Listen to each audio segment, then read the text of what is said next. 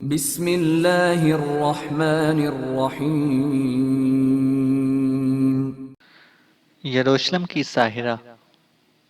یروشلم کی ساحرہ ان لوگوں کی داستان ہے جو حضور صلی اللہ علیہ وآلہ وسلم کی آمد کے منتظر تھے۔ یہ نبطی عربوں کی عظیم تاریخ ہے جنہوں نے بیک وقت رومنوں، مصر کے حکمران گالس، یروشلم کے بادشاہ ہیروڈیس اور مشرق کے حکمران حدار بن حدار کو بدترین شکستیں دیں۔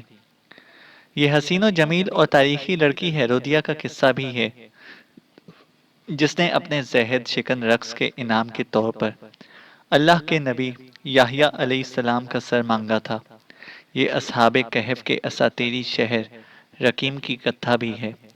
اس میں نبطیوں کے بادشاہ حارث کی ترکتاز بھی ہے۔ یروشلم کی ساحرہ میں قدیم سابی مذہب کی پوری تفصیل بھی ملے گی۔ یہ تاریخ کے مشہور ڈاکو براہا کی سرگزشت بھی دیے ہوئے ہے جو حضرت عیسیٰ علیہ السلام کے حادثات زندان میں رہا۔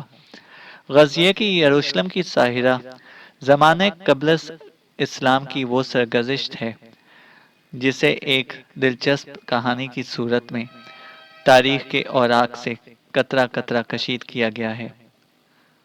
مصنف اسلم راہی MA۔ سورج طلوع ہونے کے تھوڑی دیر بعد حبیب بن عثمان اوزال کے ساتھ اپنے قبیلے کے نخلستانوں میں داخل ہو گیا۔ آگے بڑھتے ہوئے اچانک حبیب بن عثمان چونک پڑا، اس لیے کہ نخلستانوں کی تھمی رکی رکی فضاؤں کے مہیب سناٹے محدود خاموشی میں ایک آواز سنائی دی تھی، مستانی ہواؤں کے دوش پر اڑتی، تنہائی اور خود فراموشی کو جیتی ہوئی دلکش آواز۔ کوئی لڑکی گیت گا رہی تھی۔ گیت ایسا تھا جیسے تازہ خوشبوؤں کے اندر روشنی کے زمزمے بھر دیے گئے ہوں۔ گانے والی لڑکی گا رہی تھی۔ گانے کا مفہوم کچھ اس طرح تھا: میں ہر روز صدیوں کی گرد اڑاتے بگولوں، جنگلی پھولوں کی پرانی مہک، ہواؤں کی پرسکون ہلکی لہروں اور کھجوروں کے درختوں پر چیختے پرندوں سے پوچھتی ہوں کہ بھائی کب آئے گا۔ ہر روز شام کے اولین اندھیرے روشنی سے دست و گریباں ہوتے ہیں۔ صحرا روز سنسان اور ویران ہوتا ہے۔ فطرت کے گیت گاتے بادلوں کے وزنی ٹکڑے روز صحرا کے اوپر سے گزر جاتے ہیں۔ طلوع آفتاب کی دلکش شفق ہر روز کوئی پیغام دیتی ہے، پر کوئی بھی میرے بھائی کی آمد کا سندیسہ نہیں لاتا۔ میرا وہ بھائی جس کی آمد کا مجھے انتظار ہے، وہ ہمارے لیے ارتقاء کی بلندیوں کی دہلیز، ہماری عزت و عظمت کی پہچان اور وقت کے قصوں میں ہمارے لیے نئے دنوں کی بشارت ہے۔ اس کی جدائی ہمارے اعصاب کا عذاب، اس کی دوری ہمارے گرد ہجرت کدا، اور اس سے علیحدگی ہمارے لیے آفت جان ہے۔ میں ہر روز رات کو اس کی راہ دیکھتی ہوں اور آسمان پر چمکتے ستارے میری ذہنی مفلسی، میری بے کلی اور میری عجیب و غریب کیفیت کا مذاق اڑاتے ہیں۔ سنو صحراؤں کے اندر بسنے والے لوگوں، جب میرا فولادی دل رکھنے والا لال بدخشاں جیسا بھائی آئے گا تو ہماری شاہراہ حیات کے ہر چوراہے پر گمشدہ خوشیاں آپ سے آپ ناچ اٹھیں گی۔ جب تک اس لڑکی کے گانے کی آواز سنائی دیتی رہی، حبیب بن عثمان مسکراتا رہا، خوشی کا اظہار کرتا رہا، جبکہ اوزال بڑی توجہ، بڑے انہماک سے اس کی طرف دیکھتی رہی۔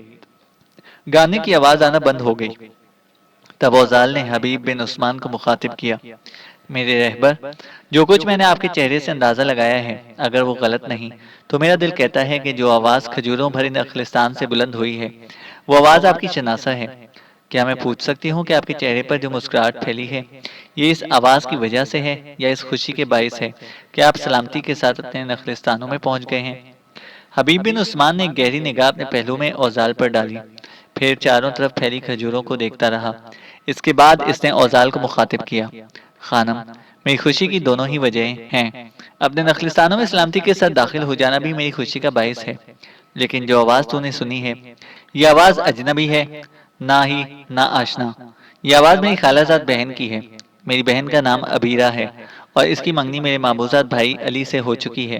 وہ مجھ سے بہت محبت کرتی ہے اور اس وقت وہ میری آمد کے انتظار ہی میں گیت گا رہی ہے۔ حبیب بن عثمان کی اس گفتگو کے جواب میں اوزال تھوڑی دیر تک غور سے اس کی طرف دیکھتے ہوئے مسکراتی رہی۔ اس موقع پر وہ مزید کچھ کہنا چاہتی تھی کہ خاموش ہو گئی، اس لیے کہ حبیب بن عثمان اپنے منہ پر ہاتھ رکھتے ہوئے زور زور سے اپنی بہن عبیرہ کو پکارنے لگا تھا۔ اس کی پکار کے جواب میں تھوڑی ہی دیر بعد نخلستانوں میں ایک آواز بلند ہوئی۔ کوئی لڑکی چیختے ہوئے کہہ رہی تھی: میں آئی، اخی میں آئی، اخی میں آ رہی ہوں۔ حبیب اور اوزال تھوڑا ہی آگے بڑھے تھے کہ سامنے کی طرف سے دو گھوڑ سوار اپنے گھوڑوں کو سر پر دوڑاتے ہوئے آئے۔ ان میں سے ایک حبیب بن عثمان کی خالہ زاد بہن عبیرہ اور دوسرا اس کا منگیتر اور حبیب کا ماموں زاد علی تھا۔ انہیں اپنی طرف آتا دیکھ کر حبیب نے اپنے گھوڑے کو روک لیا اور نیچے اتر گیا۔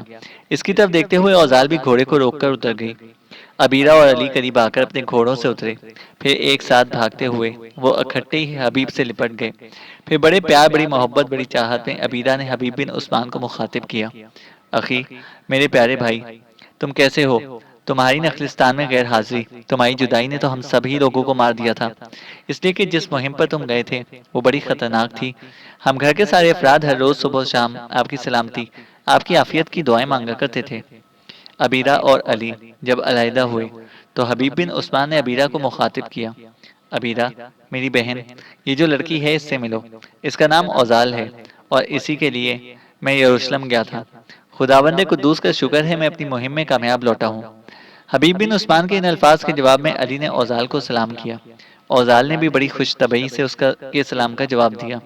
اتنی دیر تک عبیرہ آگے بڑھ کر پھر بازو پھیلاتے ہوئے اس نے اوزال کو اپنے ساتھ لپٹا لیا اور اس کے کان میں سرگوشی کرنے لگی۔ میں تمہیں اپنے نخلستانوں میں خوش آمدید کہتی ہوں۔ میں اور علی اپنے اپنے کام میں کر رہے تھے کہ بھائی کی پکار سن کر ادھر بھاگ آئے۔ جب دونوں علیحدہ ہوئیں تو اوزال نے اسے مخاطب کیا، اگر تم محسوس نہ کرو تو میں تمہیں بہن کہہ کر پکارنا چاہوں گی۔ عبیرہ نے مسکراتے ہوئے جب اس بات میں سر ہلا دیا تب اوزال پھر بول پڑی، عبیرہ، میری بہن، ویسے تو مجھے آپ کے بھائی حبیب بن عثمان کے ساتھ سیدھا رکیم کی طرف چلے جانا چاہیے تھا، لیکن جو قاصد ان کے ساتھ گیا تھا اس نے ان کے گھر کے سارے حالات بتائے کہ کیسے ان کا باپ مارا گیا، ماں اندھی ہو گئی۔ اس لیے دشمن کی حدود سے نکل کر میں نے ہی ان سے التماس کی کہ رکیم کی بجائے مجھے اپنے گھر لے کر چلیں تاکہ میں آپ کے اہل خانہ اور آپ کی ماں سے مل سکوں۔ عبیرہ نے اس پر اوزال کا شکریہ ادا کیا، پھر سب اپنے گھوڑوں پر سوار ہوئے۔ اس موقع پر عبیرہ نے حبیب بن عثمان کی طرف دیکھتے ہوئے کہنا شروع کیا، اخی، آپ برا نہ مانیے گا، میں آپ کے آگے آگے جاتی ہوں، سب کو اطلاع کرتی ہوں کہ بھائی آ گئے ہیں۔ اس کے ساتھ ہی حبیب بن عثمان کے جواب کا انتظار کیے بغیر عبیرہ نے اپنے گھوڑے کو ایڑ لگائی اور جس طرف سے آئی تھی اس سمت اس نے گھوڑے کو سر پر دوڑا دیا تھا۔ حبیب، اوزال اور علی بھی آگے بڑھنے لگے تھے۔ اوزال کو لے کر حبیب اور علی جب اپنی حویلی میں داخل ہوئے تو حویلی کے کھلے صحن کے اندر ان کی آمد سے پہلے ہی ایک جگہ حبیب کی ماں یوباب، نعمانی ولیہ خالد ادیمہ، ماموں حسام بن زرار اور چچا انیس بن عبادہ جمع ہو چکے تھے۔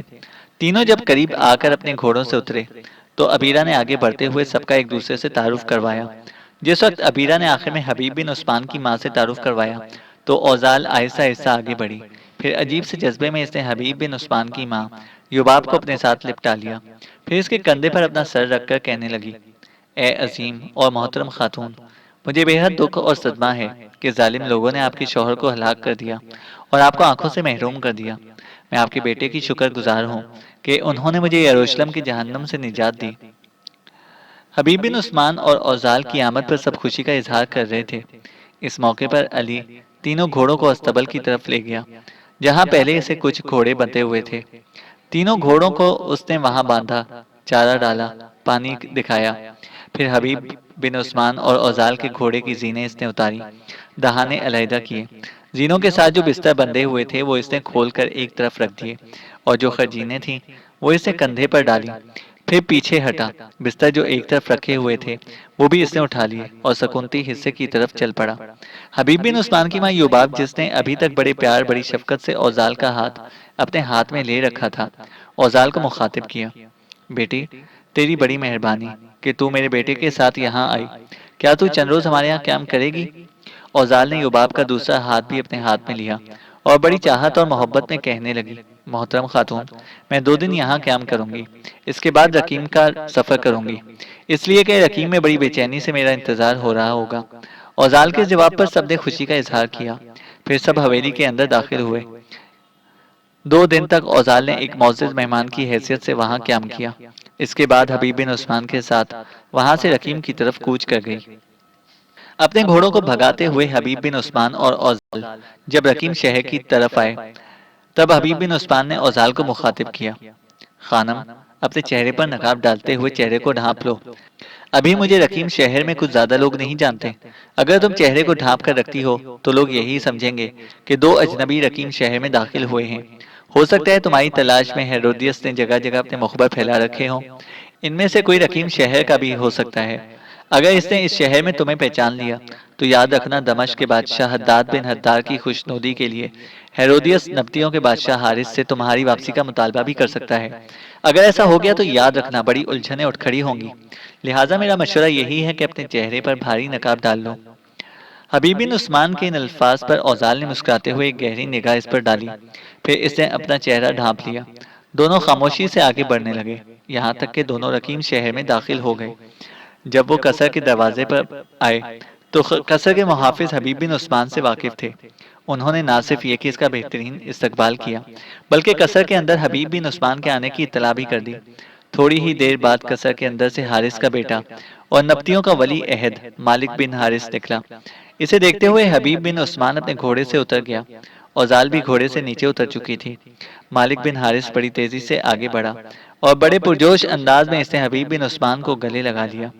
جب دونوں علیحدہ ہوئے تب حبیب بن عثمان نے اسے مخاطب کیا، اے ابن حارث، یہ جو لڑکی میرے ساتھ ہے یہ اوزال ہے۔ میں نے خود اسے چہرہ ڈھانپنے کا مشورہ دیا تھا۔ جس وقت ہم شہر میں داخل ہوئے اس وقت اس نے اپنا چہرہ ڈھانپ لیا تھا تاکہ ہیرودیس کا کوئی مخبر اس شہر میں اسے پہچان نہ سکے۔ مالک بن حارث نے پہلے تو توصیفی انداز میں حبیب بن عثمان کی طرف دیکھا، پھر اوزال کو مخاطب کیا، میری عزیز بہن، تو ہمارے لیے ایسے ہی محترم اور قابل عزت ہے جیسے یروشلم شہر میں میری بہن اریب اور یہاں رقیم شہر میں میری دوسری اور چھوٹی بہن حویلہ ہے۔ پھر مالک بن حارث نے کچھ محافظوں کو دونوں کے گھوڑے استبل کی طرف لے جانے کا حکم دیا۔ اتنی دیر تک آگے لپکتے ہوئے حبیب بن عثمان نے اپنے گھوڑے سے اپنی وہ خرجین اتار لی جس میں اس کی ضروری اشیاء تھی۔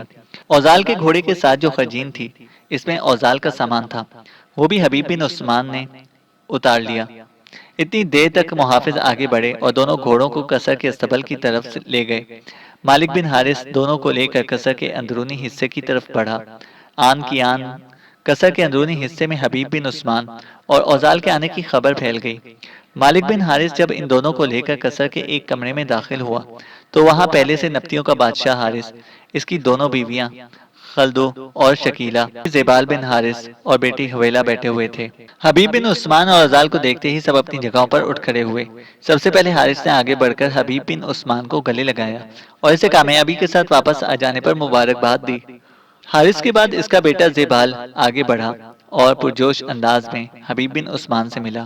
اس موقع پر سرگوشی کے انداز میں حبیب بن عثمان نے اوزال کو مخاطب کیا، خانم، اب تم محفوظ جگہ پر ہو، اپنے چہرے سے نقاب ہٹا سکتی ہو۔ جو ہی اوزال نے اپنے چہرے سے نقاب ہٹایا، اس کی خوبصورتی، اس کے حسن اور اس کی کشش سے ایسے لگا جیسے قصر کے اس کمرے میں چکا چوند ہو گیا ہو۔ عین اس موقع پر حبیب بن عثمان نے حارث کو مخاطب کیا، اے نبطیوں کے عظیم تاجور، یہی وہ اوزال ہے جسے آپ نے اپنی بیٹی اور آپ کی بیٹی اریب نے اپنی بہن بنا رکھا تھا۔ میری خوش قسمتی ہے کہ میں اسے حفاظت کے ساتھ آپ تک پہنچانے میں کامیاب ہو گیا ہوں۔ حبیب بن عثمان کی اس گفتگو کے بعد حارث اپنی نشست پر بیٹھ گیا۔ باقی لوگ بھی اپنی نشستوں پر بیٹھ چکے تھے، تاہم حبیب بن عثمان اور اوزال دونوں کھڑے رہے۔ پھر حبیب بن عثمان کو حارث نے مخاطب کیا، تم دونوں پہلے بیٹھو، پھر میں گفتگو کا آغاز کرتا ہوں۔ دائیں جانب جو خالی نشستیں تھیں ان میں سے ایک پر حبیب بن عثمان بیٹھ گیا۔ اوزال بھی اس کے پیچھے پیچھے گئی اور اس کے ساتھ والی نشست پر بیٹھ گئی۔ پھر اس کمرے میں حارث کی آواز گونجی، حبیب بن عثمان، میں تمہیں تہہ دل سے اوزال کو بحفاظت یروشلم سے رقیم شہر لانے پر مبارکباد پیش کرتا ہوں۔ میں تیری جوانمردی، تیری شجاعت، تیری وفاداری، تیرے خلوص کو صدہا بار سلام پیش کرتا ہوں۔ میں نے تیرے متعلق جو فیصلے کیے ہیں ان سے بھی تمہیں آگاہ کرتا ہوں۔ آج سے تم میرے لشکریوں کے سالار ہو۔ میرے اور میرے ولی عہد بیٹے مالک کے بعد پوری سلطنت اور لشکر میں تمہاری حیثیت سب سے اعلیٰ اور ارفع ہوگی۔ میں تمہیں اپنی سلطنت کا محتسب اعلیٰ بھی مقرر کرتا ہوں۔ تم جرائم کے خاتمے کے لیے مجرموں کو سزا دینے کے بھی مجاز ہوگے۔ سلطنت کے مختلف شہروں میں جو ناظم اور کوتوال ہیں ان پر بھی تم گرفت کر سکتے ہو، اور تم یہ بھی جانتے ہو کہ براہا، جو ان علاقوں کا مانا ہوا ڈاکو، رہزن اور بٹمار ہے، اس نے اپنے لشکر تیار کر رکھے ہیں، اور دمشق کے بادشاہ حداد بن حدار کی بھی اسے پشت پناہی حاصل ہے۔ میں براہا سے نمٹنے کے لیے کی ذمہ داری بھی تمہیں سونپتا ہوں۔ مجھے امید ہے کہ براہا اور اس کے لشکریوں سے تم خوب نپٹو گے۔ جب تک حارث بولتا رہا، حبیب بن عثمان دھیرے دھیرے مسکراتا رہا، جبکہ اوزال چور نگاہوں سے اس کی طرف دیکھتے ہوئے خوش ہوتی رہی۔ جب حارث خاموش ہوا، تب حبیب بن عثمان بول پڑا، اے عظیم اور محترم فرما روا، جو اہم ذمہ داریاں آپ مجھے سونپ رہے ہیں، میرے خداوند قدوس نے چاہا تو میں انہیں احسن طریقے سے پورا کروں گا۔ اگر کوئی ایسا موقع آیا کہ میں ذمہ داریوں کو پورا نہ کر سکا تو میں خود ہی اس عہدے سے سبکدوش ہو جاؤں گا جس پر میرا تقرر ہے۔ حبیب بن عثمان کے جواب پر حارث بے حد خوش ہوا۔ کچھ دیر تک وہ کچھ سوچتا رہا۔ اس کے بعد دوبارہ قصر کے اس کمرے میں اس کی آواز گونج گئی، اب مسئلہ تمہاری اور اوزال کی رہائش کا ہے۔ تم جانتے ہو تمہارے ماموں زاد سعید کو میں پہلے ہی لشکر میں شامل کر چکا ہوں اور اس نے مستقر میں رہائش بھی اختیار کر لی ہے۔ ہمارے قصر میں تم نے دیکھا، دائیں حصے میں کچھ انتہا درجے کی خوبصورت دوہری منزل کے کمرے بنے ہوئے ہیں۔ ان کمروں میں سے ایک میں اوزال کی رہائش ہوگی۔ یہاں تک کہنے کے بعد حارث رکا، کچھ سوچا، پھر اس نے اوزال کو مخاطب کیا، اوزال میری بیٹی، اگر تمہارے قریب ہی ان کمروں میں سے ایک کمرہ حبیب بن عثمان کو دے دیا جائے تو تمہیں کوئی اعتراض تو نہ ہوگا؟ اوزال نے منہ سے کچھ نہ کہا، تاہم اسے مسکراتے ہوئے نفی میں گردن ہلا دی۔ اس پر حارث پھر بول پڑا، اوزال میری بیٹی، اگر یہاں رقیم شہر میں بھی حبیب بن عثمان کو تمہارا محافظ مقرر کر دوں تو تمہیں کوئی اعتراض ہے؟ اس بار اوزال حارث کو مخاطب کر کے کہنے لگی، نبطیوں کے عظیم فرما روا، یہ میری خوش قسمتی ہوگی اگر حبیب بن عثمان یہاں بھی میرا محافظ مقرر رہے۔ اس کے بعد مزے لے لے کر اوزال نے راستے میں پیش آنے والے سارے واقعات حارث سے کہہ دیے تھے۔ قصر میں تھوڑی دیر تک خاموشی رہی۔ اس کے بعد حارث نے حبیب بن عثمان کی طرف دیکھتے ہوئے کہنا شروع کیا، سن میرے فرزند، قصر کے احاطے میں جو کمرہ اوزال کو دیا جا رہا ہے، اس کے آگے ایک کمرہ چھوڑ کر دوسرے کمرے میں تمہاری رہائش ہوگی۔ ابن عثمان اوزال کی تلاش میں ہیرودیس رقیم شہر میں بھی اپنے آدمی بھیج سکتا ہے۔ وہ ایسے آدمی بھیجے گا جو شکل سے اوزال کو جانتے اور پہچانتے ہوں۔ اگر کسی نے اوزال کو یہاں دیکھ لیا تو یاد رکھنا وہ اسے اٹھا کر لے جانے کی کوشش کرے گا۔ لہٰذا رقیم شہر کے اندر بھی اوزال کی حفاظت میں تمہارے ذمہ لگاتا ہوں، اور پھر تمہاری حفاظت کو اوزال بخوشی قبول بھی کر چکی ہے۔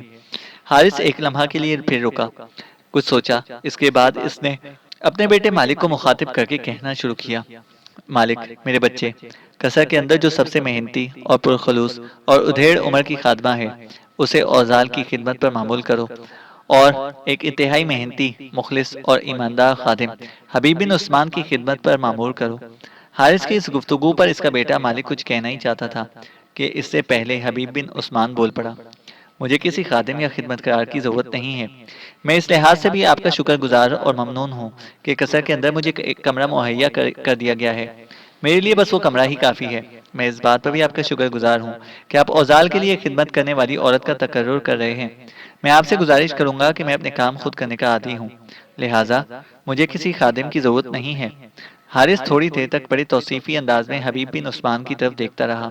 اس کے بعد قصر میں پھر اس کی آواز سنائی دی۔ اس نے اپنے بیٹے مالک کو مخاطب کر کے کہنا شروع کیا، مالک میرے بچے، جو عورت اوزال کی خدمت پر معمور کی جائے گی وہی اوزال کے لیے کھانے کا اہتمام کیا کرے گی۔ کھانا اس کے شاہی مطبخ سے جایا کرے گا۔ وہی عورت حبیب بن عثمان کے لیے بھی شاہی مطبخ سے کھانا لے کر جایا کرے گی۔ مجھے امید ہے کہ تم اور تمہارا چھوٹا بھائی زیبال اوزال کی عزت، اس کا احترام ایک بہن کی حیثیت سے کرو گے، اور حبیب بن عثمان کی عزت اور اس کی عظمت کو ایک بھائی کی حیثیت سے قبول کرو گے۔ ان دونوں کی طرف سے مجھے تم دونوں نے کسی قسم کی شکایت کا موقع نہیں دینا۔ جواب میں مالک اور زیبال دونوں نے اپنے سر تسلیم کے طور پر خم کر دیے۔ اس کے بعد حارث نے ایک بار پھر اپنے بیٹے اور ولی عہد مالک کو مخاطب کیا، میرے بیٹے، تم ابھی حبیب بن عثمان اور اوزال کو لے کر جاؤ اور انہیں ان کے کمرے دکھاؤ۔ جس خاتون کو اوزال کی خدمت پر معمور کرو، اسے آگاہ کرنا کہ اوزال کی طرف سے ہمیں کوئی شکایت نہیں ملنی چاہیے۔ اگر اس کی خدمت میں کوئی کمی رہی تو پھر اس عورت کے حق میں اچھا نہیں ہوگا۔ مالک اپنے باپ کو مخاطب کر کے کچھ کہنا ہی چاہتا تھا کہ اس سے پہلے حبیب بن عثمان بول پڑا، کیا ایسا ممکن نہیں کہ قصر کے اس کمرے کی بجائے میں مستقر میں اپنے بھائی سعید کے پاس قیام کروں؟ آپ مجھے اپنے لشکر میں سالار کی حیثیت سے مقرر کر چکے ہیں۔ میری خواہش ہے کہ میں لشکر کے اندر ہی رہوں، اسی میں میری بہتری اور بھلائی ہے۔ حبیب بن عثمان کے ان الفاظ کو اوزال نے ناپسندیدگی کی نگاہ سے دیکھا، تاہم حارث تھوڑی دیر تک خاموش رہ کر سوچتا رہا۔ اس کے بعد قصر میں اس کی آواز گونج گئی، ابن عثمان، میرے پاس الفاظ نہیں جنہیں استعمال کرتے ہوئے میں تمہیں بتا سکوں کہ میری نگاہوں میں تمہاری کیا عزت ہے۔ تمہارا کیا وقار ہے؟ یہ میری خواہش ہے کہ تم قصر کے اندر قیام کرو، اس طرح میں تمہیں دیکھتا رہوں گا، تم میری نگاہوں میں رہو گے، تاہم تمہاری خواہش کا احترام کرتے ہوئے مستقبل میں بھی تمہارے لیے کمرہ مختص کر دیا جائے گا جہاں تم ضرورت کے وقت قیام کر سکو گے۔ میرے خیال میں اب تمہیں کوئی اعتراض نہیں ہوگا، لیکن یہ میری خواہش ہوگی کہ تم اکثر و بیشتر قصر کے اندر ہی قیام کرو، تاہم جب تم چاہو مستقبل میں بھی قیام کر سکتے ہو۔ پھر حارث نے مالک کی طرف دیکھا۔ مالک، میرے بیٹے، قصر میں حبیب بن عثمان اور اوزال کو ان کے کمرے دکھانے کے بعد حبیب بن عثمان کو مستقر کی طرف لے جانا، جہاں اس کے بھائی سعید کی قیامگاہ ہے، اس کے قریب ہی ایک کمرہ اس کے لیے مختص کر دینا۔ اس کمرے میں جب اور جس وقت چاہے یہ قیام کر سکتا ہے۔ حارث جب خاموش ہوا تو اس کے بیٹے مالک نے اسے مخاطب کیا۔ اے پدر محترم، ہمارے قصر میں اس وقت ڈھلتی ہوئی عمر کی عورتوں میں زوفا ایک ایسی عورت ہے جو انتہائی مخلص، محنتی اور خدمت گزار ہے۔ میں چاہتا ہوں اسے ہی اوزال کی خدمت پر معمور کروں اور وہی حبیب بن عثمان کے لیے اس کی خوراک کا اہتمام کیا کرے۔ اپنے بیٹے مالک کے اس مشورے کو حارث نے سراہا، اس لیے کہ خوشی کا اظہار کرتے ہوئے تھوڑی دیر تک وہ گردن ہلاتا رہا، پھر بول اٹھا، کسی کو بھیجو کہ وہ زوفا کو میرے پاس بلا رہا ہے، اس سے میں گفتگو کرنا پسند کروں گا۔ مالک اپنی جگہ سے ہٹنے ہی لگا تھا کہ حبیب بن عثمان حارث کو مخاطب کر کے بول اٹھا، اس موقع پر جب کہ آپ ہمیں عنایات سے نواز رہے ہیں، میری آپ سے ایک گزارش ہے۔ میری اور میرے بھائیوں کی وجہ سے آپ نے رقیم شہر کے کوتوال زوجدان کو زندان میں ڈالا تھا۔ یہاں تک کہتے ہوئے حبیب بن عثمان کو رک جانا پڑا، اس لیے کہ حارث بول پڑا، زوجان ابھی تک زندان میں ہی ہے، اس کی سزا پوری نہیں ہوئی۔ تو جواب میں حبیب بن عثمان تھوڑی دیر تک خاموش رہا، پھر حارث کو مخاطب کیا، دراصل میں چاہتا ہوں زوجدان کو معاف کر دیا جائے، وہ جو سزا بھگت چکا ہے، میرے خیال میں اس کے لیے اتنی ہی کافی ہے، یہ میری خواہش ہے۔ حارث کے چہرے پر خوشگوار مسکراہٹ نمودار ہوئی، پھر اپنے بیٹے مالک سے کہنے لگا، جس کسی کو زوفا کو بلانے کے لیے کہو، اسے یہ بھی حکم دو کہ بھاگتا ہوا زندان کی طرف جائے اور داروغہ کو حکم دے کہ زوجدان کو رہا کرے اور زوجدان سیدھا یہاں قصر میں میرے پاس آئے۔ اس پر مالک بن حارث کمرے سے باہر نکلا اور باہر چلا گیا، تھوڑی دیر بعد لوٹا اور جس نشست سے اٹھ کر گیا تھا اس پر آ کر بیٹھ گیا۔ کوئی زیادہ دیر نہ گزری تھی کہ ڈھلی ہوئی عمر کی ایک عورت قصر میں داخل ہوئی، اس کے ساتھ حارث کا چوبدار تھا۔ عورت نے کمرے کے وسط میں آ کر حارث کو تعظیم دی۔ حارث نے بڑی نرمی سے ایک خالی نشست پر بیٹھنے کے لیے کہا، وہ عورت چپ چاپ بیٹھ گئی۔ پھر حارث نے اسے مخاطب کیا، زوفا، اس وقت میرے اہل خانہ کے علاوہ تم دو نئے مہمان اس کمرے میں دیکھ رہی ہو۔ لڑکی کا نام اوزال ہے، اس کی حیثیت قصر میں میری بیٹی اریب اور حویلہ جیسی ہوگی۔ جو نوجوان ہے اس کا نام حبیب بن عثمان ہے، یہ میرے بیٹے جیسا ہے اور لشکر میں اسے سالار منتخب کر چکا ہوں۔ اپنے بیٹے مالک کے کہنے پر میں تمہیں اپنی بیٹی اوزال کی خدمت پر معمور کرتا ہوں۔ اوزال اور حبیب بن عثمان کے لیے قصر کے اندر دو کمرے مختص کیے جائیں گے۔ ان دونوں کمروں کے درمیان جو خالی کمرہ ہوگا اس میں تمہاری رہائش ہوگی۔ اوزال کی تم خدمت کیا کرو گی، حبیب بن عثمان کے کھانے کا بھی تم ہی اہتمام کیا کرو گی۔ اپنی جگہ پر بیٹھے ہی بیٹھے زوفا نے جب سر کو خم کر دیا تب حبیب بن عثمان کو حارث سے مخاطب کیا، حبیب بن عثمان، تمہاری کارگزاری کو دیکھتے ہوئے میں نہ صرف یہ کہ تمہیں اپنے لشکر کے میں سالار مقرر کرتا ہوں بلکہ تم میری سلطنت کے محتسب اعلیٰ بھی ہوگے۔ جہاں بھی کسی سے زیادتی ہوگی، جب کبھی بھی کوئی فریادی کسی کے خلاف نالش لے کر آئے گا، تم ظلم کرنے والوں کے خلاف لوگوں کے لیے انصاف مہیا کرو گے۔ اب تم مالک کے ساتھ جاؤ اور اپنی رہائش گاہ دیکھو۔ اس کے ساتھ ہی مالک اپنی جگہ پر اٹھ کھڑا ہوا۔ سب کمرے سے نکلنا ہی چاہتے تھے کہ عین اسی لمحہ قصر کے اس کمرے میں رقیم شہر کا کوتوال زوجدان داخل ہوا۔ اسے دیکھتے ہی ہاتھ کے اشارے سے حارث نے اپنے بیٹے مالک بن حارث، حبیب بن عثمان، اوزال اور زوفا کو رک جانے کا اشارہ کیا۔ وہ سب اپنی نشستوں پر سے اٹھ چکے تھے، اشارہ پاتے ہی دوبارہ اپنی نشستوں پر بیٹھ گئے۔ اتنی دیر تک زوجدان آگے بڑھ کر حارث کے سامنے آن کھڑا ہوا۔ حارث تھوڑی دیر تک دھیمی دھیمی مسکراہٹ میں زوجدان کی طرف دیکھتا رہا۔ زوجدان کی گردن جھکی ہوئی تھی، چہرے پر دور دور تک شرمندگی کے آثار تھے۔ پھر حارث نے اسے مخاطب کیا، زوجدان، تمہاری سزا میں ابھی کچھ دن باقی تھے، لیکن تمہیں جو پہلے رہا کیا گیا ہے یہ حبیب بن عثمان کی گزارش پر کیا گیا ہے۔ اس نے میرے قصر میں آ کر کہا ہے کہ زوجدان کو رہا کر دیا جائے، لہٰذا تمہیں رہا کیا جاتا ہے۔ آئندہ اگر کسی شخص کے خلاف بھی مجھے ایسی کوئی شکایت ملی جو حبیب بن عثمان کے خلاف ملی ہے تو یاد رکھنا تم اپنی زندگی سے ہاتھ دھو بیٹھو گے۔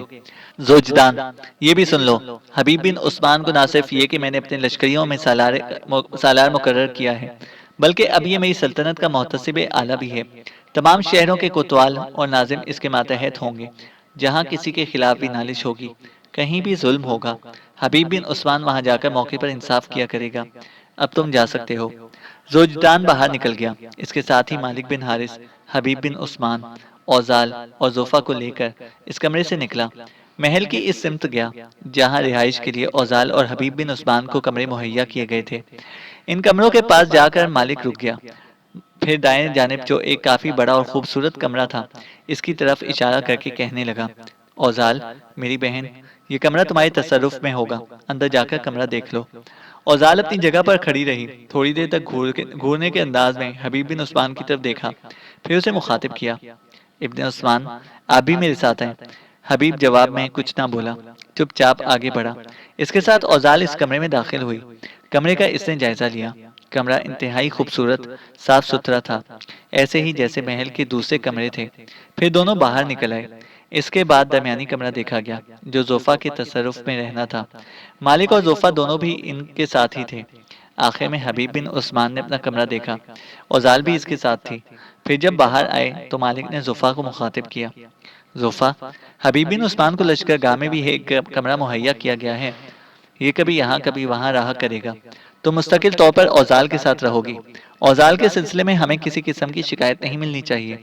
میں اس وقت حبیب بن عثمان کو لے کر لشکرگاہ کی طرف جا رہا ہوں، تم چند اور خادموں اور لونڈیوں کو اپنے ساتھ لگاؤ، تینوں کمروں کی خوب صفائی کرواؤ اور انہیں ضرورت کی ہر چیز سے آراستہ کر دو۔ میں حبیب بن عثمان کو وہاں کا کمرہ دکھا کر واپس آتا ہوں۔ حبیب بن عثمان اور مالک وہاں سے ہٹنا ہی چاہتے تھے کہ اوزال بڑی بے تکلفی کا اظہار کرتے ہوئے حبیب بن عثمان کے قریب گئی، پھر سے دھیمے سے لہجے میں مخاطب کیا، ابن عثمان، میں تمہاری انتہا درجے کی ممنون اور شکر گزار ہوں کہ تم نے مجھے یروشلم سے نکالا اور یہاں ایک محفوظ جگہ لانے میں کامیاب ہوئے۔ میرے عظیم محترم اور نبتیوں کے معزز تاجور اور مالک کے باپ حارث نے سب کی موجودگی میں واضح طور پر یہ حکم دیا ہے کہ آپ قصر کے اس کمرے میں قیام کریں گے اور آپ میرے محافظ اور پاسبان بھی بن کر رہیں گے۔ اس موقع پر میری آپ سے التماس ہے کہ آپ اپنا زیادہ وقت قصر کے اس کمرے میں گزاریں گے، اس لیے کہ اگر آپ لشکرگاہ میں رہتے ہیں تو پھر حفاظت اور پاسبانی کے فرائض و انجام نہیں دے سکیں گے۔ آپ جانتے ہیں یروشلم کے بادشاہ ہیرودیس کو میری ضرورت ہے، وہ ہر حال میں مجھے حاصل کر کے دمشق کے بادشاہ حداد بن حدار کی طرف بھیجنا چاہتا ہے تاکہ اس کی خوشنودی حاصل کرے۔ اگر ہیرودیس نے اپنے آدمی یہاں رقیم میں بھی بھیجے تو وہ مجھ پر نگاہ رکھیں گے، مجھے ڈھونڈنے کی کوشش کریں گے۔ اگر وہ ایسا کرنے میں کامیاب ہوئے تو ابن عثمان یاد رکھنا، وہ نہ صرف مجھے یہاں سے اٹھا کر لے جائیں گے بلکہ مجھے نقصان بھی پہنچائیں گے، اور اگر میں نے کسی موقع پر ان کے ساتھ جانے سے انکار کر دیا تو وہ مجھے موت کے گھاٹ بھی اتار سکتے ہیں۔ اوزال کی اس گفتگو سے حبیب بن عثمان گہری سوچوں میں گم ہو گیا۔ تھوڑی دیر تک اس کی گردن جھکی رہی، کچھ سوچتا رہا۔ اس کے بعد اوزال کو مخاطب کر کے کہا، اوزال، میں تمہاری دل شکنی نہیں کروں گا، میں تمہاری خواہش کے مطابق زیادہ تر وقت قصر کے اسی کمرے میں گزاروں گا، پر میری تم سے ایک گزارش بھی ہے، جب کبھی بھی تم قصر سے باہر نکلو اپنا چہرہ ڈھانپ کر رکھنا تاکہ کوئی تمہیں پہچان ہی نہ سکے۔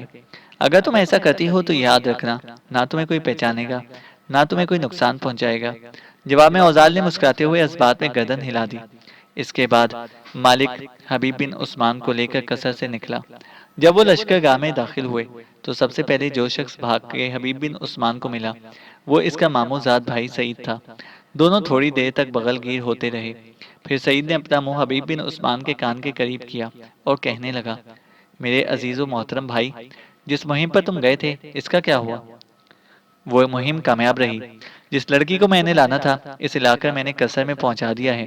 حبیب بن عثمان نے مسکراتے ہوئے کہا، آتی دفعہ میں گھر سے بھی ہو کر آیا ہوں، میری ماں، خالہ، ممانی، ماموں، علی بھائی اور ابیرہ ٹھیک اور خیریت سے ہیں۔ دراصل مجھے اس لڑکی کا پاسبان اور محافظ بھی مقرر کیا گیا ہے جسے میں یروشلم سے لے کر آیا ہوں۔ اس کی حفاظت کے لیے مجھے قصر میں ایک کمرہ بھی مہیا کیا گیا ہے۔ ایک کمرہ یہاں لشکرگاہ میں بھی دیا جائے گا، اس لیے کہ میں لشکر میں سالار مقرر کیا گیا ہوں۔ میں اپنا زیادہ وقت قصر کے کمرے میں گزاروں گا، لیکن یہاں بھی کبھی کبھی تمہارے پاس آیا کروں گا۔ اس پر سعید خوش ہو گیا۔ پھر مالک سعید اور حبیب کو لے کر ایک طرف چل پڑا تاکہ حبیب کو لشکرگاہ میں اس کا کمرہ دکھایا جائے۔ ہیرودیس نے اوزال کو تلاش کرنے کے لیے چند روز یروشلم شہر میں قیام کیا۔ جب وہ اس کے ملنے سے مایوس ہو گیا تب اس نے اریب کے کہنے پر یروشلم شرق اردن کی طرف جانے کا ارادہ کر لیا۔ اس کی بھتیجی ہیرودیا جسے وہ دل کی گہرائیوں سے پسند کرتا تھا اور جس سے وہ شادی کرنے کا خواہشمند تھا، اس نے بھی کوشش کی کہ ہیرودیس کو چند یوم مزید یروشلم میں روکوں تاکہ اوزال مل جائے تو اس کا خاتمہ ہونے یا اسے دمشق کی طرف بھیجنے کے بعد ہی شرق اردن کا رخ کیا جائے، لیکن اریب بھی برابر ہیرودیس کو انگیخت کر رہی تھی، لہٰذا اریب کے کہنے پر ہیرودیس یروشلم سے شرق اردن کی طرف چل پڑا۔ یہ فیصلہ ہونے کے بعد ہیرودیا اور اس کی ماں کو مجبوراً شرق اردن کا رخ کرنا پڑا۔ وقت کی ستم ظریفی کہ شرق اردن پہنچ کر ہیرودیس کی سالگرہ کا جشن قریب آ گیا۔ جس روز ہیرودیس کی پیدائش کا جشن منایا جاتا تھا، اس روز ہیرودیا نے اپنے آپ کو خوب بنایا سنوارا اور قصر کا رخ کیا۔ قصر میں اس وقت خوب رونق ہو رہی تھی۔ ہیرودیس کی پیدائش کا دن منانے کے لیے ہیرودیا کا رقص بھی رکھا گیا تھا۔ جس کمرے میں سارے لوگ جمع تھے وہاں پہلی ہیرودیس بیٹھا ہوا تھا۔ اس کے ایک طرف اس کی بیوی اریب تھی، دوسری جانب اس کا بیٹا اگرپا تھا جو اس کی پہلی اور مر جانے والی بیوی میں سے تھا جو جوان ہو چکا تھا اور ہیرودیس کا ولی عہد بھی تھا۔ ہیرودیا اپنی ماں کے ساتھ اس کمرے میں آبشاروں کے ترنم اور پھولوں کی طرح داخل ہوئی۔ اس موقع پر خوشی میں اس کے آلوچہ ہونٹوں پر ایک عجیب سی جھلملاہٹ تھی۔ اس کی دراز پلکوں والی گہری آنکھوں میں انکہے پیغام تھے۔ اپنی ماں کے ساتھ وہ ہیرودیس کے قریب گئی، اسے سلام کیا۔ ہیرودیس اس کی سج دھج، اس کی خوبصورتی سے بے حد متاثر ہوا۔ جب مدعو کیے گئے سب لوگ جمع ہو گئے تب ہیرودیس کے کہنے پر ہیرودیا نے رقص شروع کیا۔ اس کے ہاتھ میں لمبے ڈنٹھل والے پیلے پھول تھے۔ اس نے جب رقص شروع کیا تو ایسے لگا جیسے کوسوں قزح کی رنگین لہر روشنیوں کے سیلاب میں اپنی پوری توانائیوں کے ساتھ ناچ اٹھی ہو۔ لمبے ڈنٹھل والے پھول جو اس نے اپنے ہاتھ میں پکڑ رکھے تھے، انہیں بھی وہ رقص ہی کے انداز میں گھماتی چلی جا رہی تھی، اور اس کے کانوں میں جو نیلے نگینے تھے وہ بھی اس کے ساتھ محو رقص تھے۔ رقص کے دوران حسین اور خوبصورت ہیرودیا کے لباس کی سرسراہٹ ایسا سما پیش کر رہی تھی جیسے تاروں بھری نیلی رات میں رقص کے اتار چڑھاؤ آپ سے آپ پراسرار اشاریت کرنے لگے ہوں۔ کافی دیر تک ہیرودیا کا رقص جاری رہا۔ ہیرودیا کے رقص، اس کی خوبصورتی اور اس کی سج دھج نے ہیرودیس کو ہلا کر رکھ دیا۔ وہ پہلے ہی اس کی محبت کی آگ میں جل رہا تھا۔ ہیرودیا کے رقص نے اس کی چاہت کو اور زخم خوردہ بنا کر رکھ دیا۔ جب رقص ختم ہوا تو ہاتھ کے اشارے سے ہیرودیس نے اپنی رقاصہ بھتیجی ہیرودیا کو اپنے پاس بلایا۔ ہیرودیا چہکتی مہکتی عجیب دل موہ لینے والی چال چلتی ہیرودیس کے پاس گئی۔ اس کے رقص، اس کی خوبصورتی، اس کے حسن سے ہیرودیس ایسا متاثر ہوا کہ جو ہی ہیرودیا اس کے قریب گئی اس نے فوراً اسے مخاطب کر کے کہا، مانگو، کیا مانگتی ہو؟ آج کے دن جو بھی مانگو گی میں ہر صورت پورا کر کے رہوں گا۔ میری تمہاری شادی تو پہلے ہی طے ہے۔ اس جشن کے بعد میری تمہاری شادی کا اہتمام کیا جائے گا۔ اس کے علاوہ جو بھی تم مانگو گی پورا کیا جائے گا۔ ہیرودیس کے ان الفاظ پر ہیرودیا بے حد پناہ خوشی کا اظہار کر رہی تھی۔ کچھ دیر اس نے سوچا، پھر ہیرودیس کو اس نے مخاطب کیا، اگر آپ اجازت دیں تو میں اس سلسلے میں اپنی ماں سے مشورہ کر لوں۔ جواب میں ہیرودیس نے مسکراتے ہوئے جب اس بات میں گردن ہلا دی تب ہیرودیا وہاں سے ہٹی، قریب ہی بیٹھی وہاں اپنی ماں کے پاس گئی اور اسے مخاطب کر کے کہنے لگی، اے میری ماں، میری اور ہیرودیس کی شادی تو اب طے ہے۔ اس جشن کے بعد شادی کا اہتمام کیا جائے گا۔ پھر ہیرودیس نے کہا ہے کہ آج میں جو بھی اس سے مانگوں گی وہ اسے پورا کرے گا۔ بتا میری ماں، اس موقع پر کیا مانگوں؟ ہیرودیا کی ماں کچھ دیر تک سوچتی رہی، پھر اس کے پہلو میں جو نشست خالی پڑی ہوئی تھی اس پر ہاتھ مارتے ہوئے اس نے اپنی بیٹی ہیرودیا کو بیٹھنے کے لیے کہا۔ ہیرودیا اپنا ریشمی لباس سمیٹتی ہوئی وہاں بیٹھ گئی۔ پھر ہیرودیا کی ماں نے اسے مخاطب کیا، سن بچی، میں بے حد خوش ہوں۔ اس جشن کے بعد تیری اور ہیرودیس کی شادی کا اہتمام کیا جائے گا۔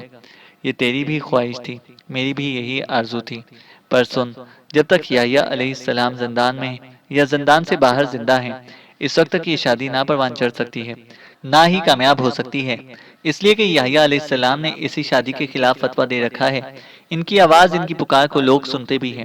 تمہاری شادی کے بعد اگر انہوں نے پھر اس شادی کے خلاف آواز اٹھائی تو یاد رکھنا بے شمار لوگ اس شادی کے خلاف واویلا کریں گے۔ اس طرح ہیرودیس کے دشمنوں میں اضافہ ہوگا۔ اگر تو اپنی شادی کو کامیاب بنانا چاہتی ہے اور اپنے مستقبل کو روشن رکھنا چاہتی ہے تو اس موقع پر ہیرودیس سے کہے، میں تم سے کچھ نہیں مانگتی، مجھے یحییٰ علیہ السلام کا سر دے دیا جائے۔ اپنی ماں کے ان الفاظ پر ہیرودیہ چونک سی پڑی، پھر اسے مخاطب کر کے کہنے لگی، میری ماں، کیا میری اس خواہش، میری اس مانگ پر ہیرودیس عمل کر گزرے گا اور یحییٰ علیہ السلام کا سر کاٹ کر مجھے پیش کر دے گا؟ ہیرودیہ کی ماں کچھ دیر گردن جھکا کر سوچتی رہی، مسکراتی ہوئی ایک نگاہ اس نے اپنی بیٹی پر ڈالی، پھر اسے مخاطب کیا، میرا جی کہتا ہے کہ آج تم جو کچھ ہیرودیس سے مانگو گی وہ اسے پورا کر کے رہے گا۔ آج تمہاری سج دھج، تمہاری خوبصورتی اپنے عروج پر ہے۔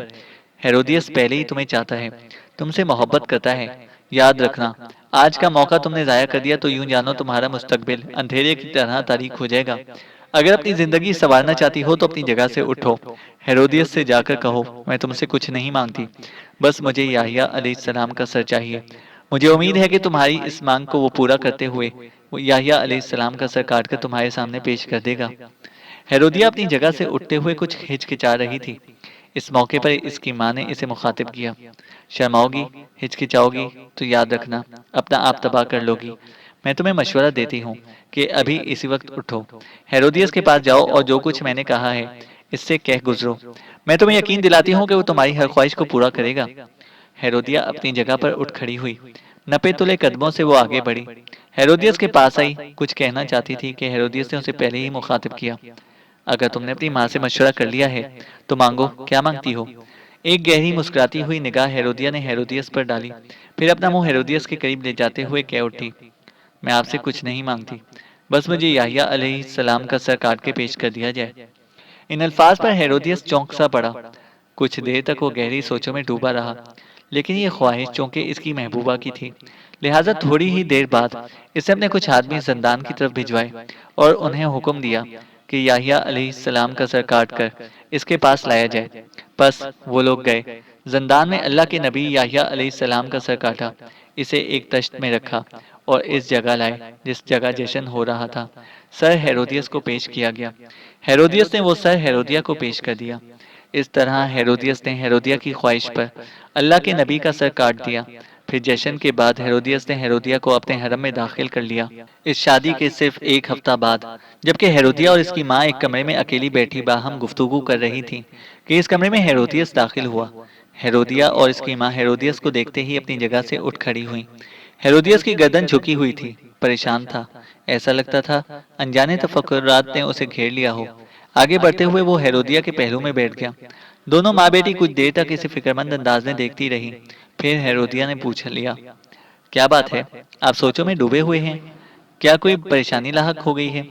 اس پر ہیرودیس نے ایک مغموم سی نگاہ باری باری ہیرودیہ اور اس کی ماں پر ڈالی، پھر وہ ہیرودیہ کو مخاطب کر کے کہنے لگا، لگتا ہے میرے خلاف ایک طوفان اٹھنے والا ہے۔ اریب تم سے شادی کے بعد مسلسل مجھ سے جھگڑ رہی ہے۔ جھگڑے کی دو وجوہات ہیں، ایک یحییٰ علیہ السلام کا سر کاٹنے کی اور دوسری تم سے شادی کرنے کی۔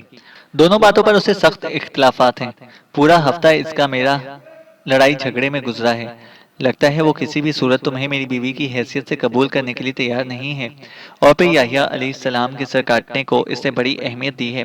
اس پر مسلسل میرے ساتھ جھگڑا کیے جا رہی ہے۔ اب تم دونوں بتاؤ، اس مسئلے کو میں کیسے حل کروں؟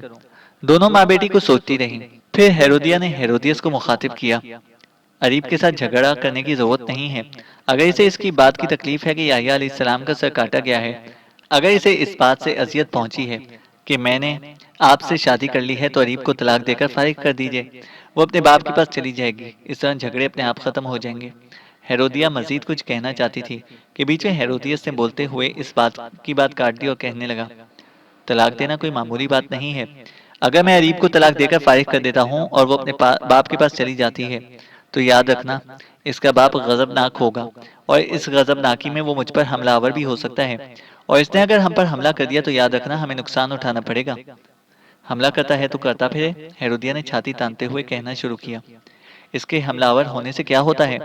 وہ واحد اور اکیلی قوت ہے، ہمارے ساتھ رومنوں کی قوت ہے، شام کا بادشاہ حداد بن حدار آپ کے ساتھ ہے، اگر نبطی ہم پر حملہ آور ہوتے ہیں تو وہ ہماری مدد کو پہنچے گا۔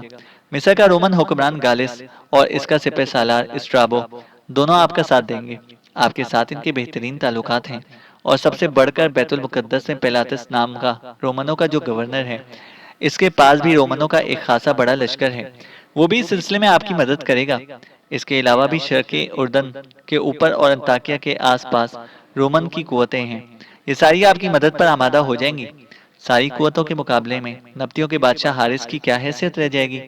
میرے خیال میں اگر آپ اریب کو طلاق دے کر فارغ کرتے ہیں اور وہ اپنے باپ کے پاس چلی جاتی ہے تو سارا جھگڑا ہی ختم ہو جائے گا۔ مجھے بھی یہ امید ہے کہ نبطی ہم پر حملہ ہونے کی جرت نہیں کریں گے۔ ہیرودیا جب خاموش ہوئی تو ہیرودیس نے کہنا شروع کیا، ہیرودیا، تمہیں زندگی کا تجربہ نہیں، نبطیوں کو میں تم سے بہتر جانتا ہوں۔ یاد رکھنا، اریب جو ہی طلاق لے کر اپنے مرکزی شہر رقیم پہنچی، اس کا باپ بھڑک اٹھے گا اور اپنی پوری طاقت اور قوت کے ساتھ ہم پر حملہ ہونے کی کوشش کرے گا۔ یہاں تک کہتے ہوئے ہیرودیس کو رک جانا پڑا، اس لیے کہ ہیرودیا کی ماں اسے مخاطب کرتے ہوئے بول پڑی، ہیرودیس، میرے ذہن میں ایک ترکیب آئی ہے، اگر اس پر عمل کیا جائے تو اریب سے تمہاری جان چھوٹ جائے گی، نبطیوں کا بادشاہ حارث بھی ہم پر حملہ آور نہیں ہوگا۔ ہیرودیس سے چونکنے کے انداز میں ہیرودیا کی ماں کی طرف دیکھا۔ محترم خاتون، کہو تمہارے ذہن میں کیا ترکیب آئی ہے؟ اس پر ہیرودیا کی ماں بول پڑی، ہیرودیس، ایسا کرو، اریب کو طلاق دے دو اور اسے مسلح دستوں کے ساتھ اس کے باپ حارث کی طرف روانہ کر دو۔ جو مسلح جوان اس کے ساتھ کرو، انہیں حکم دو کہ جنوب کی طرف سے سفر کریں اور دشت سینا میں ہو کر گزریں۔ جب وہ دشت سینا میں سفر کر رہے ہوں گے تو اچانک وہ مسلح جوان اریب کو موت کے گھاٹ اتار دیں اور یہ مشہور کر دیں کہ دشت سینا میں کچھ مسلح لوگ ان پر حملہ آور ہوئے اور ان کے کچھ ساتھیوں اور اریب کو انہوں نے قتل کر دیا۔ ان کے کچھ ساتھی اپنے آقا کو زخمی کر کے اپنے کپڑے پھاڑ کر سیدھے نبطیوں کے شہر رقیم کی طرف جائیں، وہاں حارث کی خدمت میں حاضر ہوں اور اس سے کہیں کہ اریب نے آپ سے ملنے کی خواہش کا اظہار کیا تھا۔ بس ہیرودیس نے اپنے مسلح دستوں کے ساتھ وہاں سے رقیم کی طرف روانہ کیا، لیکن بدقسمتی کے راستے میں کچھ لوگ ہم پر حملہ آور ہوئے، ہمارے کئی ساتھیوں اور اریب کو انہوں نے قتل کر دیا۔ ہم بڑی مشکل سے جانیں بچا کر آپ کو اطلاع کرنے آئے ہیں۔ میرا دل کہتا ہے کہ اگر ہم ایسا کر گزریں تو حارث اور اس کے لواحقین افسوس کر کے خاموش ہو جائیں گے، اس لیے کہ کوئی انہیں خبر دینے والا نہ ہوگا کہ اریب کو طلاق ہوئی ہے اور آپ ہی نے اس کے قتل کا اہتمام کیا ہے۔ اس طرح میرا خیال ہے کہ معاملہ دب کر رہ جائے گا۔ ہیرودیا نے اپنی ماں کو اس موقع پر توصیفی انداز میں دیکھا۔ ہیرودیس کی آنکھوں میں بھی چمک پیدا ہوئی۔ پھر ہیرودیا کی ماں کو اس نے مخاطب کیا، محترم خاتون، تو نے میری ساری مشکلات حل کر دی، تمہاری تجویز بہترین ہے، اس پر ایک ہفتے تک عمل کیا جائے گا، میں فی الفور عمل نہیں کرنا چاہتا، اس طرح اریب کو مجھ پر شک ہو جائے گا۔ بس میں اسے یہ مشورہ دیتا رہوں گا کہ یہاں وہ حالات کی تلخی کی وجہ سے پریشانی کا سامنا کر رہی ہے، لہذا کچھ دن اپنے باپ کے پاس گزارے، جب وہ جانے کے لیے تیار ہوگی تو میں اس کے ساتھ کچھ مسلح جوان کر دوں گا، اس کو طلاق دینے کی ضرورت ہی نہیں ہے، وہ مسلح جوان اسے دشت سینہ میں ختم کر دیں گے اور اس کے مرنے کی اطلاع حارث کے پاس لے جائیں گے۔ اس پر ہیرودیا فوراً بول پڑی، نہیں، ایسا نہیں ہونا چاہیے، اگر حالات اور واقعات ایسا رخ اختیار کر لیں کہ اریب کسی نہ کسی طرح بچ جائے تو پھر وہ جا کر اپنے باپ سے شکایت کرے گی، تو یاد رکھیے گا حالات اس سے بھی بدتر ہوں گے، لہٰذا میرا ارادہ ہے اسے طلاق دے کر فارغ کرنا چاہیے۔ ہیرودیس نے ہیرودیا کی اس بات کو بھی تسلیم کر لیا اور وعدہ کیا کہ وہ اریب کو طلاق دے کر شہر رقیم کی طرف روانہ کر دے گا اور راستے میں اپنے مسلح جوانوں کے ذریعے اس کا خاتمہ کروا دے گا۔ اس کے ساتھ ہی وہ مطمئن ہو کر ہیرودیا اور اس کی ماں کے کمرے سے نکل گیا۔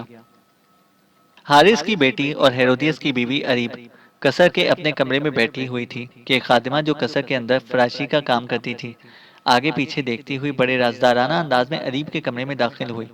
کمرے میں داخل ہونے کے بعد اس نے دروازہ بند کر دیا۔